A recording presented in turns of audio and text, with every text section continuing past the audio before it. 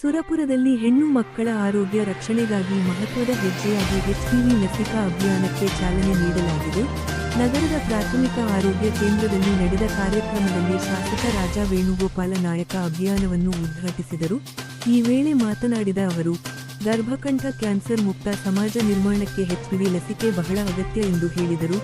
ತಾಲೂಕು ಆರೋಗ್ಯಾಧಿಕಾರಿ ಡಾ. ಆರ್.ವಿ. ನಾಯಕ ಮಾಹಿತಿ ನೀಡಿ, ಸುರಪುರ ಮತ್ತು ಹುಣಸಗಿ ತಾಲೂಕುಗಳಲ್ಲಿ ಒಟ್ಟು 4750 ಹೆಣ್ಣು ಮಕ್ಕಳಿಗೆ ಈ ಲಸಿಕೆ ನೀಡಲಾಗುತ್ತದೆ ಎಂದು ತಿಳಿಸಿದರು. ಈಗಾಗಲೇ 300ಕ್ಕೂ ಹೆಚ್ಚು ಮಕ್ಕಳಿಗೆ ಲಸಿಕೆ ನೀಡಲಾಗಿದ್ದು ಯಾವುದೇ ಅಡ್ಡ ಪರಿಣಾಮ ಕಂಡು ಬಂದಿಲ್ಲ ಎಂದು ಹೇಳಿದರು. ಆರೋಗ್ಯ ಇಲಾಖೆ ಮತ್ತು ಶಿಕ್ಷಣ ಇಲಾಖೆ ಸಹಯೋಗದಲ್ಲಿ ಅಭಿಯಾನವನ್ನು ವ್ಯಾಪಕವಾಗಿ ನಡೆಸಲಾಗುತ್ತಿದೆ. ಪಾಲಕರು ಮುಂದೆ ಬಂದು ತಮ್ಮ ಹೆಣ್ಣು ಮಕ್ಕಳಿಗೆ ಲಸಿಕೆ ಕೊಡಿಸಬೇಕು ಎಂದು ವೈದ್ಯರು ಮನವಿ ಮಾಡಿದ್ದಾರೆ.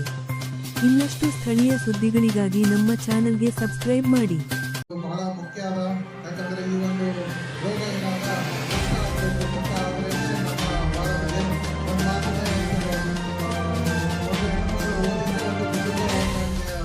ಅದೇ ರೀತಿ ಒಂದು ಹೆಣ್ಣು ಮಗಳು ಆರೋಗ್ಯದಿಂದ ಇದ್ರೆ ಎಲ್ಲರೂ ಆರೋಗ್ಯದಿಂದ ಇದ್ದಂತೆ ಮಾತನ್ನ ಈ ಸಂದರ್ಭದಲ್ಲಿ ಹೇಳುತ್ತಾ, ಈ ಒಂದು ಲಸಿಕೆ ಏನು ಉಚಿತವಾಗಿ ನಮ್ಮ ಸರ್ಕಾರದ ವತಿಯಿಂದ ಏನು ಕೊಡಲಾಗ್ತಾ ಇದೆ ಅದು